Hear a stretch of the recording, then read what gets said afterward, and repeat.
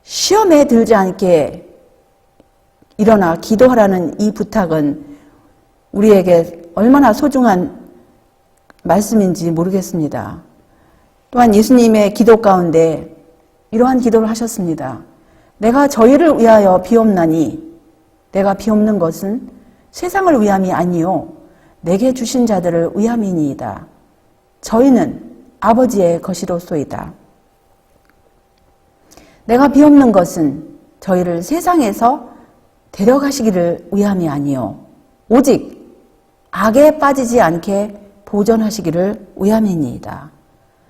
또 내가 비옵는 것은 이 사람들만 위함이 아니요 또 저희 말을 인하여 나를 믿는 사람들도 위함이니. 그래서 예수님의 기도 가운데에는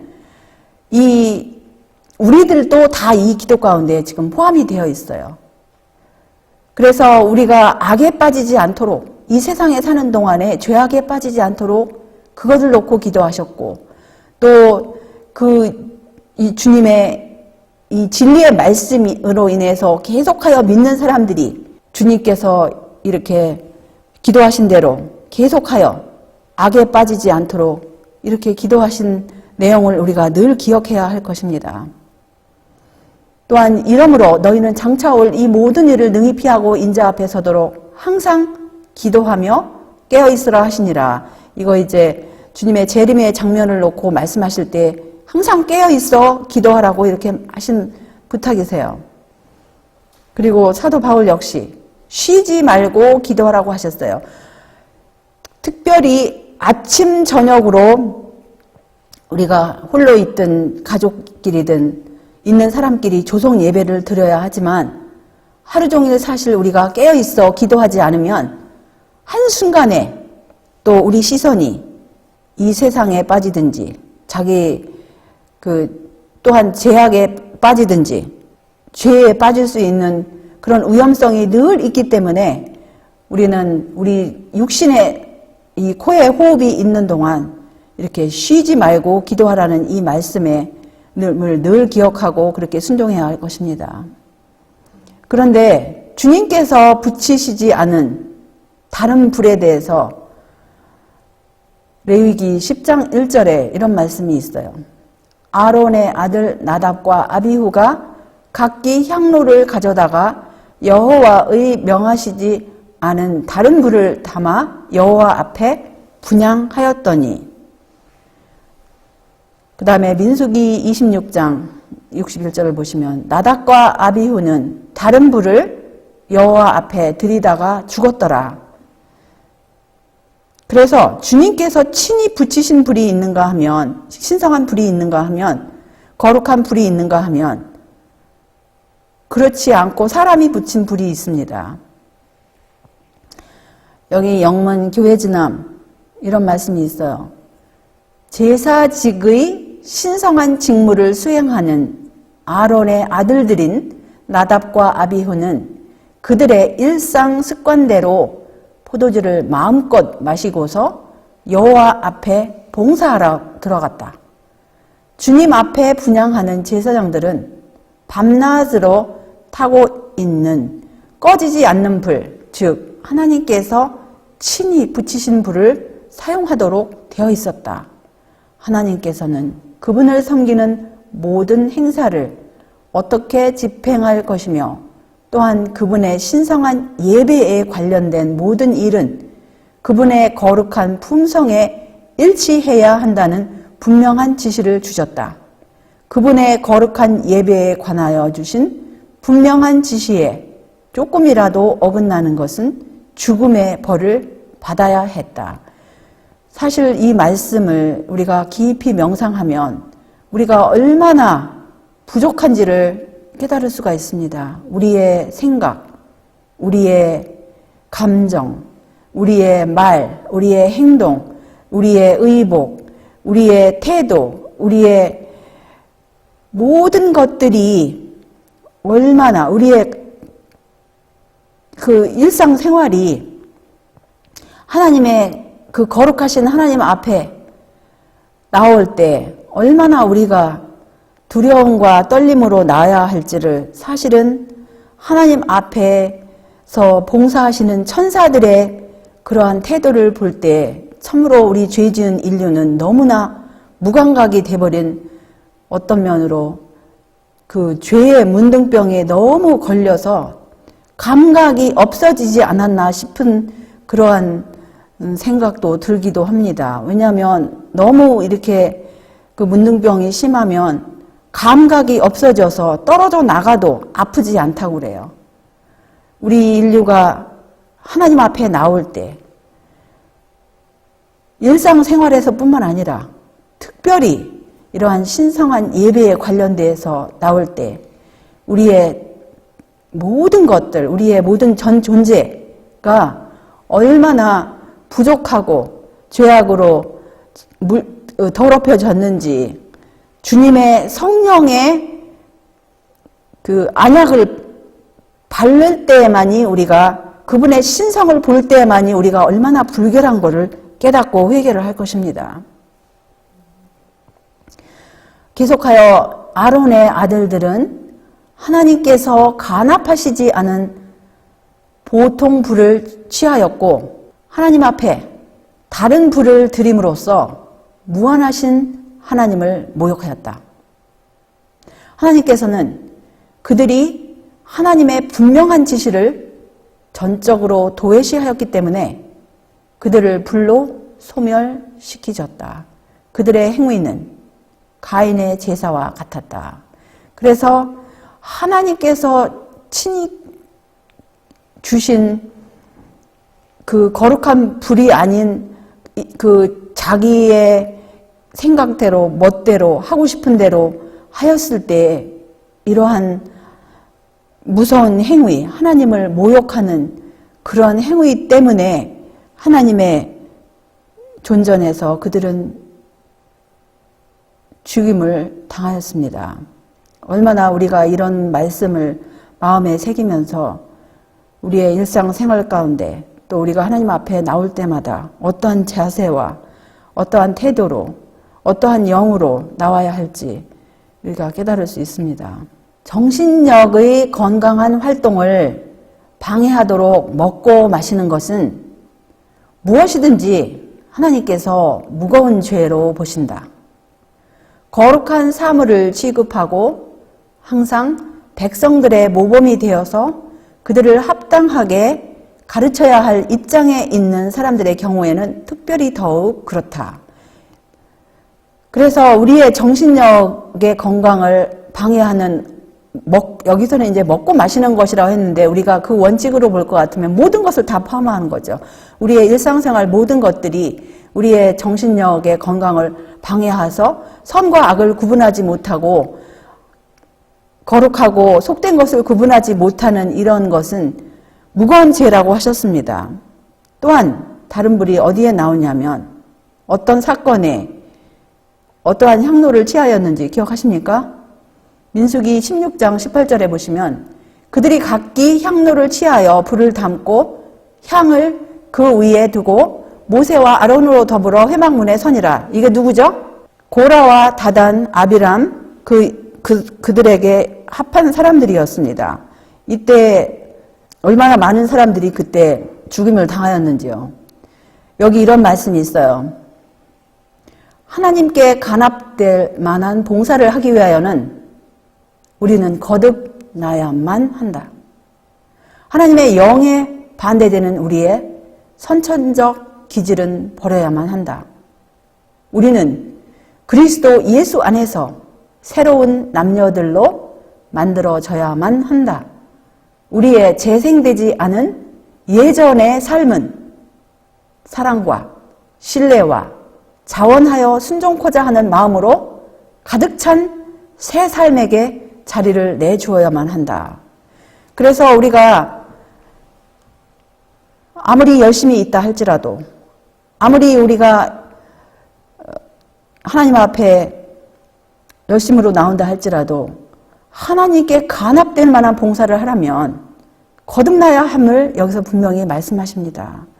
그럴 때 우리가 사랑과 하나님을 사랑하는 마음, 또 하나님을 신뢰하는 마음, 또 자원하여 순종하는 마음으로, 그런 가득 찬 마음으로 하나님 앞에 나올 때 그분의 모든 말씀에 또 그분의 임재 앞에서 경외함과 떨리는 마음으로 그분께 존경과 영광을 돌릴 수 있을 것입니다. 변화가 일어나지 않으면 우리는 하나님을 바르게 섬길 수 없다. 우리의 일에 결함이 있을 것이고 세상적인 계획들이 도입될 것이고 하나님께 욕을 돌리는 이상한 불이 그분께 드려지게 될 것이다. 우리의 삶은 불안과 근심으로 가득 차고 거룩하지 못하고 불행할 것이다라고 이렇게 말씀을 하십니다. 그래서 우리의 이런 생애 가운데 예수님의 말씀처럼 거듭나지 아니하면 자기도 모르는 사이에 이상한 불로 하나님께 그렇게 욕을 돌린다라는 말씀이고, 이렇게 우리의 삶이 불안과 근심으로 가득 차고 거룩하지 못하고 불행하게 될 거라고 해요. 그래서 하나님의 나라를 보려면 예수님께서 분명히 말씀하시기를, 예수께서 대답하여 가라사대 진실로 내게 이르노니 사람이 거듭나지 아니하면 하나님 나라를 볼 수 없느니라고 이렇게 말씀하셨어요. 사도 바울 역시 우리가 하나님 앞에 나올 때 어떤 자세로 나와야 할지, 그러므로 나의 사랑하는 자들아 너희가 나 있을 때뿐 아니라 더욱 지금 나 없을 때에도 항상 복종하여 두렵고 떨림으로 너희 구원을 이루라고 이렇게 말씀하시고, 또 세천사의 기별 가운데 하나님을 두려워하라는 그 음성이 14장 7절에 그가 큰 음성으로 가로되 하나님을 두려워하며 그에게 영광을 돌리라.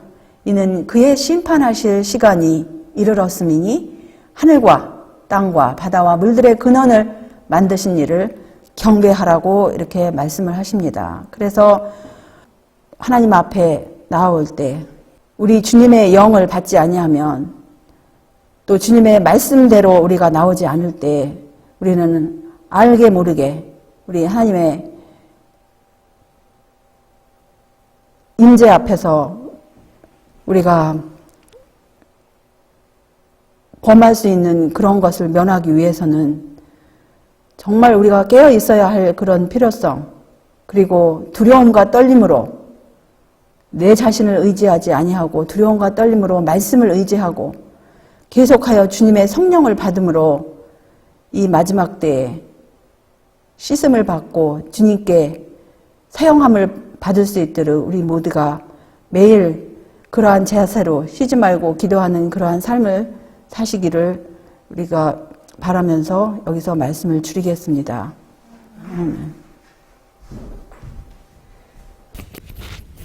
다 같이 기도드리시겠습니다. 하늘에 계신 우리들의 아버지, 다시 한번 우리 주님의 은혜 진심으로 감사와 찬양을 올리옵나이다. 주님께서 빛이 되시고 또 주님의 독생자 그리스도께서 빛이 되시고 주님의 말씀이 빛이 되시고 또 주님의 계명이 빛이 되시며 일어나라 빛을 발하라고 하셨습니다. 이 깜깜한 세상에서 우리가 빛이 되기 위하여 또 기름도 필요하오니 기름에 성령의 기름을 부으시는 우리 하나님 아버지와 또 우리 주 예수 그리스도께서 고개 숙인 우리 모두에게 성령의 기름을 부어주시옵시고, 우리가 조석으로 주님께 나올 때 또 개인적으로 기도를 드릴 때 우리의 기도가 주님의 거룩한 불과 향연이 없으면 아버지께 상달될 수 없음을 또한 배웠습니다. 죄지은 인류와 거룩하신 하나님, 분리된 그 10년을 연결하시기 위해서 하늘에서 사닥다리로 내려오신 우리 국세주 예수님의 보혈을 늘 기억하게 하여 주시옵시고, 우리가 쉬지 말고 기도하고 예수님께서 부탁하신 그 기도, 세상에 우리가 비록 살지만 죄악에 물들지 않기를 기도드린 그 기도, 우리가 늘 기억하고 우리 주 예수 그리스도께 굴복함으로 또 주님의 보혈을 힘입고 주님의 말씀대로 하고자 하는, 굴복하자 하는 그 마음 우리 모두에게 주시사 주님께 향한 사랑과 또 이웃을 향한 사랑과 또 주님께 향한 신뢰, 또 자원하여 언제라도 순종하자 하는 그 마음 늘 허락하여 주시옵시고, 정말 우리가 참으로 이 깜깜한 세상에서 빛의 자녀, 주님의 계명을 지키고 예수의 믿음을 가진 그러한 자녀가 되게 하여 주시옵시고, 우리가 날마다 두려움과 떨림으로 하나님 앞에 나옴으로 우리의 일상생활 가운데서 특별히 예배 시간에 다른 불을 붙이지 않도록 인도하여 주시옵소서. 주여, 우리의 생애 그동안 알게 모르게 우리 주님 앞에 욕 돌린 모든 것들을 씻어주시옵시고, 날마다 우리의 회개가 깊어지게 하여 주시옵시고, 우리의 눈들이 열려서 우리 주님의 거룩하심, 순결하심 보고 우리 자신이 정말 얼마나 우리 주님께 그동안 불결한 존재였는가를 깨닫고 주님 앞에 새로운 마음, 우리 주님을 온전히 사랑하는 그러한 마음들로 꼴져 주시옵기를 우리 주 예수 그리스도의 보혈 공로 의지하여 간절히 기도드리옵나이다. 아멘.